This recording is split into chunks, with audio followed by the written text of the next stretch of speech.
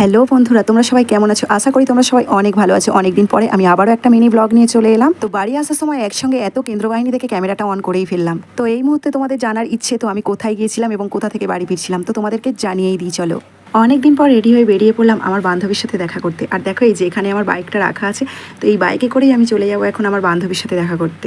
আর ওইদিকে দেখো আমার ছেলেও রেডি হয়ে গেছে পড়তে যাবে বলে, ও পড়তে যাওয়ার জন্য রেডি হয়ে বেরিয়ে পড়েছে। আর এদিকে আমিও বেরিয়ে পড়েছি আমার বান্ধবীর সাথে দেখা করতে যাবো বলে। আর দেখো আমাদের কাছে সন্ধ্যা ফুলগুলো কত সুন্দর ফুটেছে। আমাদের এখানে তো এগুলোকে সন্ধ্যা ফুল বলে, তোমাদের ওখানে কি বলে অবশ্যই জানাবে। চলো, আমি তো আমার বাইকটা নিয়ে বেরিয়ে পড়েছি, কিন্তু ভয় হচ্ছে যদি বৃষ্টি আসে। এখন আকাশে যথেষ্ট মেঘ করেছে।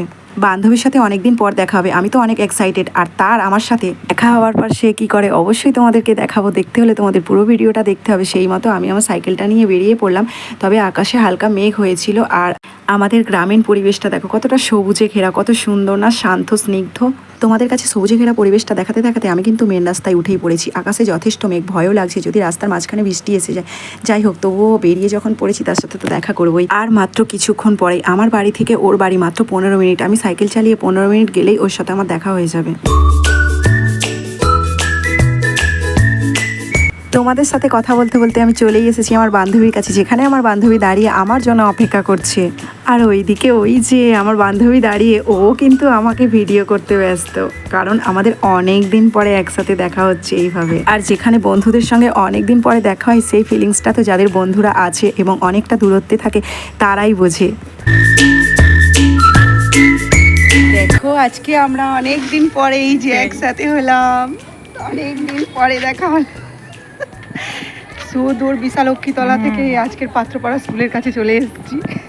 ভালো হয়েছে, অনেকদিন পরে আমরা দুই বান্ধবীতে একসাথে হয়েছি। আমাদের কিন্তু এখানে আরও একটা বান্ধবী আসার কথা আছে, আর যেহেতু তার আসতে অনেকটা বাকি, সেই জন্য আমরা একটা দোকান থেকে ঢুকে পড়লাম। ততক্ষণের জন্য আমরা আইসক্রিম খাই এবং তার ওয়েট করি।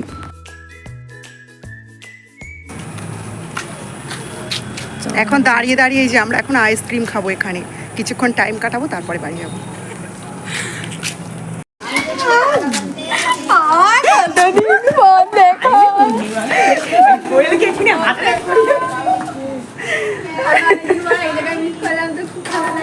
এর জন্য আমাকে এতক্ষণ ওয়েট করতে হলো।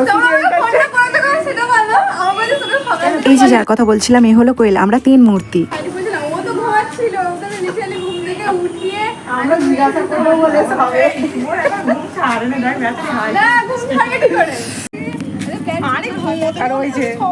হাই করার বাহানাটা দেখেছো, যাতে মুখটা না দেখাতে হয়। যাই হোক, এখানে আমি অনেকটা টাইম কাটিয়ে ফেলেছি, এবার আমাকে বাড়ি যেতে হবে। টাটা, চলো এবার দেখা করা হয়ে গেছে, আমাদের টাইম কাটানো হয়ে গেছে, এবারে বাড়ি চলে যাচ্ছি।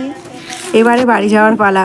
আসার টাইমে যতটা আনন্দ লাগছিল, যাওয়ার টাইমে কিন্তু ঠিক ততটাই মন খারাপ লাগছে। দেখো ওরাও কিন্তু ওদিকে মন খারাপ করছে। টাটা।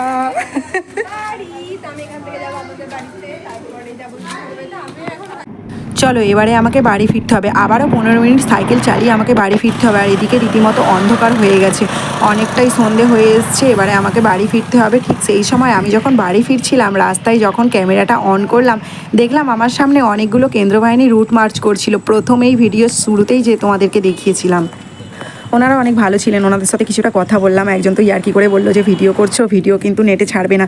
আর আমি বললাম আমি ভিডিও করছি নেটে ছাড়ার জন্যই। যাই হোক, তোমাদের ভিডিওটা কেমন লাগলো অবশ্যই জানাবে। আর বন্ধুদের ছেড়ে চলে আসতে তো মন লাগেনি, কিন্তু তবুও তো আসতেই হবে। আবারও একদিন আমরা এরকম ডেট করে দেখা করব। দেখো বন্ধু তো অনেকেই হয়, কিন্তু প্রকৃত বন্ধু খুব কম মানুষই হয়।